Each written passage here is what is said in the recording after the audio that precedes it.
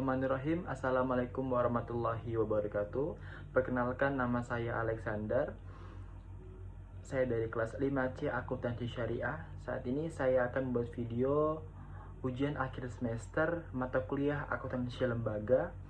Dosen pengampu Ibu Pratiwi Kurniati SEMAK dengan materi Akuntansi Lembaga Penggadaian Syariah. Baiklah, langsung saja materi pertama. Baik, kita akan masuk materi pertama, yaitu sejarah penggadaian. Penggadaian sudah beberapa kali berubah status, yaitu sebagai perusahaan negara atau PN sejak 1 Januari 1961. Kemudian, berdasarkan Peraturan Pemerintahan Nomor 7 1969 menjadi perusahaan jawatan atau perjan. Dan dirubah kembali di Peraturan Pemerintahan Nomor 103 Tahun 2000 yang menjadi perusahaan umum atau PRUM. Kemudian pada tahun 2011 perubahan status kembali terjadi, yakni dari PRUM menjadi Persero yang telah ditetapkan dalam Peraturan Pemerintahan Nomor 51 Tahun 2011 yang ditandatangani pada 13 Desember 2011.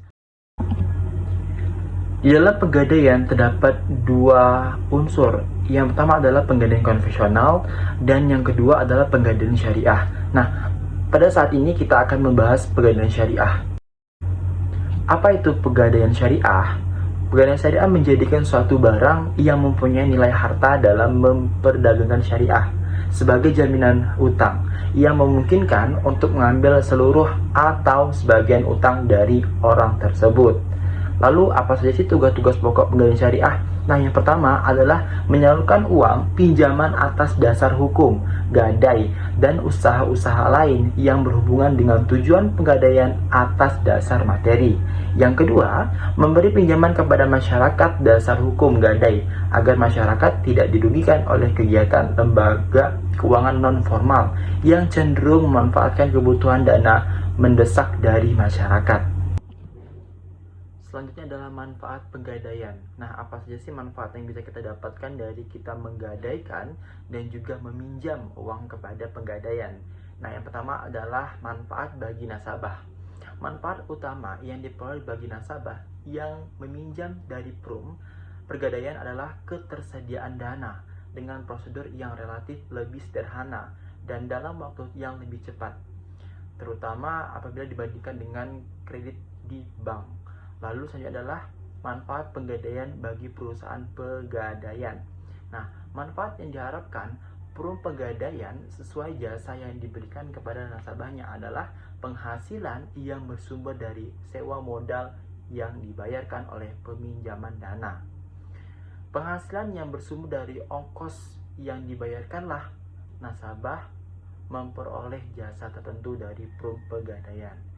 Nah, berdasarkan Peraturan Pemerintahan Nomor 10 Tahun 1990, laba yang diperoleh oleh PRUM penggadaian digunakan untuk dana penggunaan semesta yang sekitar 55%, lalu cadangan umum itu sekitar 5%, cadangan tujuan itu 5%, dan dana sosial, dan sosial itu 20%.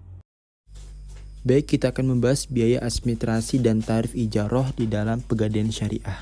Nah, dalam penggadaian syariah ini terdapat rumus tertentu yang bisa kita gunakan dan yang bisa kita ketahui dari mana sih pendapatan dan dari mana keuntungan yang bisa kita dapat dalam penggadaian syariah. Nah, terdapat rumus tertentu yaitu adalah perhitungan ijarah sama dengan taksiran dibagi 10.000 dikali tarif ijarah dikali lagi dengan jangka waktu tertentu dibagi 10 hari. Nah, di dalam tabel dan grade peminjaman uang itu terdapat goal-goal tertentu. Yang pertama adalah goal A, goal B1, goal B2, goal B3, goal BC1, goal BC2, goal BC3, dan terakhir adalah goal D. Nah, di dalam goal-goal ini itu terdapat marhum bih, di mana ini adalah rentan dari uang yang digunakan atau uang yang diberikan oleh Pegadaian kepada nasabah. Nah, misalkan contoh, goal A itu adalah rentannya marhum B-nya itu adalah 50 juta sampai dengan 500 juta. Nah, tarif ijarahnya itu adalah 45. Sedangkan marhum terhadap taksiran itu 95% dan biaya administrasinya terkena sebesar 2.000. Nah, dengan ini bisa kita akumulasikan menggunakan rumus dari biaya administrasi dan tarif ijarah Pegadaian Syariah, yang dimana itu yang saya sebutkan tadi.